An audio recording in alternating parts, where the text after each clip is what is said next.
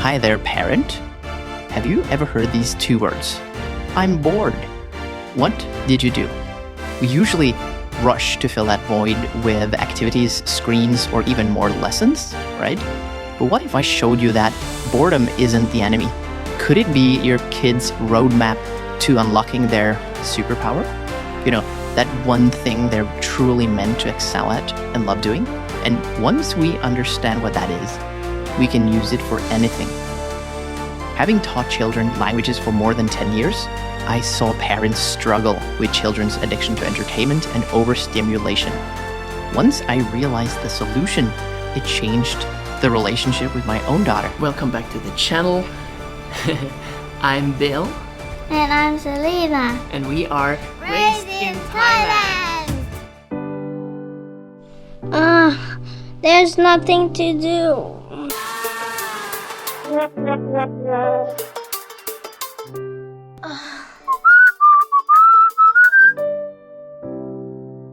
Today, Selena and I are going to show you why trying to eliminate boredom is the biggest mistake and how to harness this boredom blueprint to reveal your child's unique talents, even if they don't know they had them yet. No fluff, just real-world experiments you can try at home. So today, we are going to kill 3 birds with 1 stone, if that's even an expression. We are going to 1. Shatter the myth about constant activation as a necessity. 2. Transform boredom into opportunity. And 3. Uncover your kid's true superpower.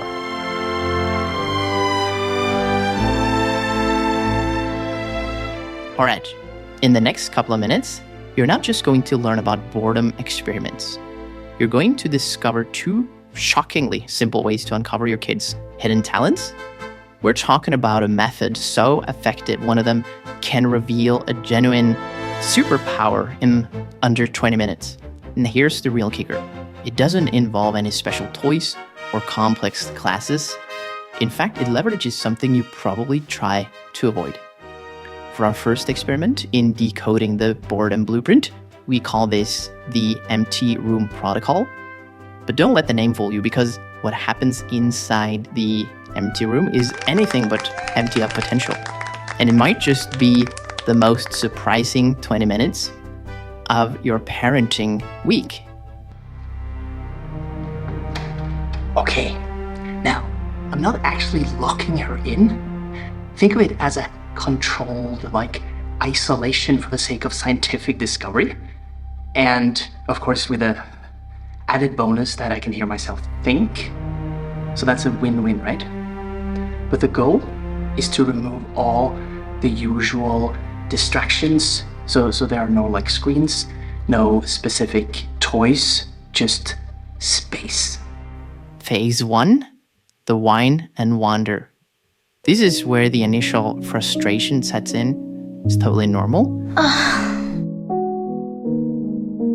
Daddy, are you still there?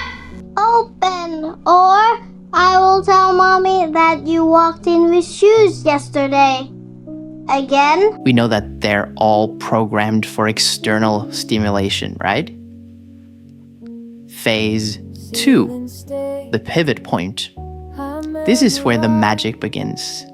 When the usual options are removed, the brain is forced to get resourceful.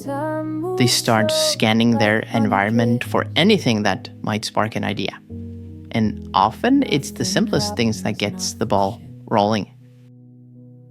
Same walls, same space, same empty day, same thoughts, replay in endless ways.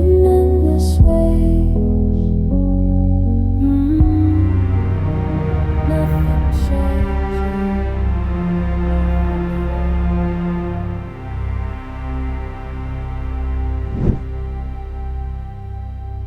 Okay, let's see what happened here. What you're witnessing isn't just a child playing. This is their innate drive to create, to explore, to connect. Without all that usual noise, her brain just went, finally, and gravitated straight to join. this is a clear signal of a potential superpower right there. But what is the key takeaway from the empty room protocol? It forces the brain to generate its own fun.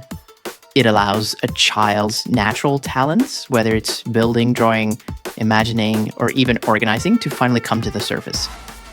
And the best part? These aren't the only boredom experiments you can run. You can vary this exercise. For example, instead of a completely empty room, you could try the restricted toys challenge, is what we called it. This is one example of that. Now that we know Selina has a knack for drawing, we could leave her in a room with pencils, pens, crayons, and paper and just find out what exactly she would do next. Which of the tools will she use and what will she make? Or maybe she will surprise us and do something completely different, like folding the paper into an airplane or something like that. In all honesty, we did this experiment without even realizing it. When Selina failed to do her chores one day, we banned her screen time, and it had a very positive effect.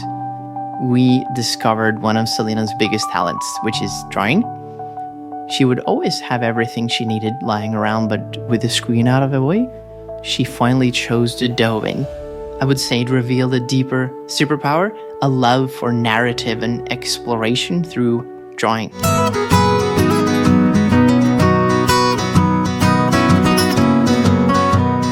Okay, so you tried the boredom experiment at home. Let's pretend. Now what? How do you interpret what you see?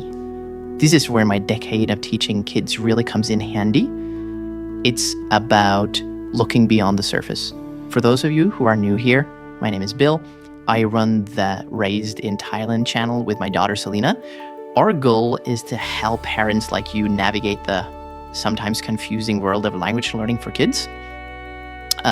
Whether you're a multilingual family or your child is learning a foreign language that is not spoken at home, we aim to make it practical and effective.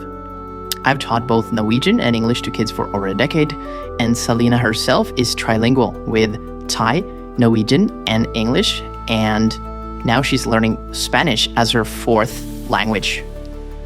Have you ever seen your kid doing something amazing, but you're not quite sure why they're doing it or what it really means? For example, you might see your child meticulously lining up all their toy cars by color and size and think, oh, they're just playing quietly, right? But let me suggest an alternative. Could this simple play actually be a clear signal, a blueprint revealing their innate drive for organization and systems? To make all this easier, I've drawn up some different categories of which superpowers tend to appear together.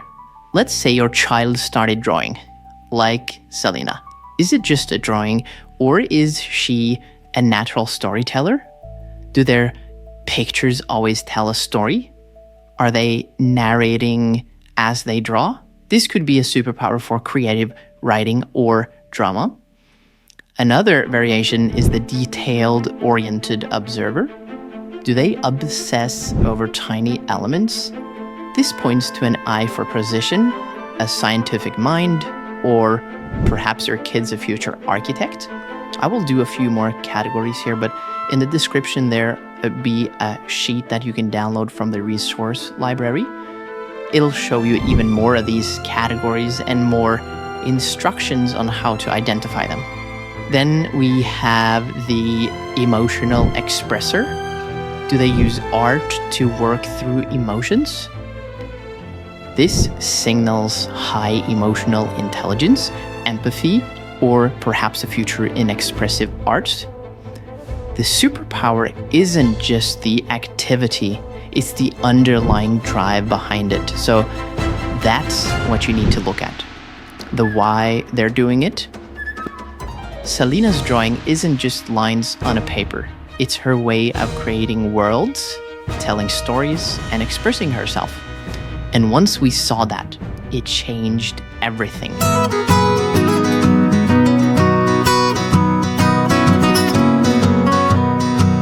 So now you uncovered your child's superpower.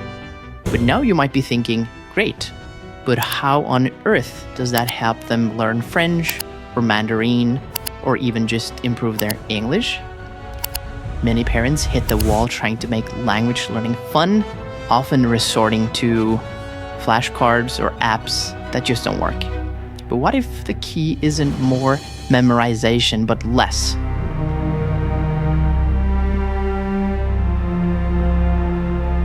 For Selena, once we saw her drawing Superpower, it completely transformed how we approached her language journey.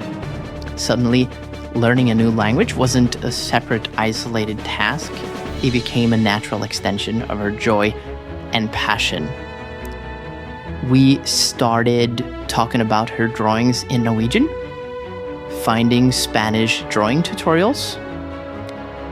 Selena even did her own how to draw tutorial in English on YouTube, and now she has her own channel where her daddy is not allowed to decide anything. If your child's a natural storyteller, they'll be more engaged learning vocabulary to describe characters and emotions in a new language, right?